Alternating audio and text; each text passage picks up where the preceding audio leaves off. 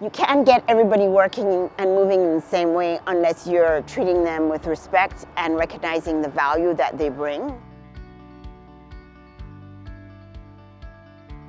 It is what needs can we help you with to move us forward, to build collaboration. It's also about making sure that we take an active role against the societal structures that are in place that feed racism and inequity.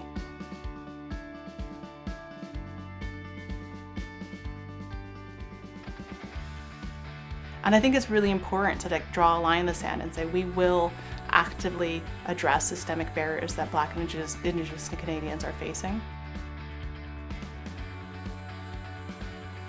After the horrifying news of the unmarked graves was coming to the surface, we hosted a series of courageous conversations with our leadership around Indigenous inclusion and what the lived experience of Indigenous associates was. And one of our associates, a store manager from Alberta, said it completely changed the conversation he was having with his family. He stood up in front of his family and said, I'm not okay with the way that we're having this conversation. This is not acceptable. And he came to me after, he said, I was able to do that because of the courageous conversation we were having at work. And that for me was like one of those moments where you realize that the work that you're doing is not just changing the lives of the people within the organization, but is having a ripple effect in the community. We're learning, it's a journey, but there's a real authentic push to make this embedded in our DNA.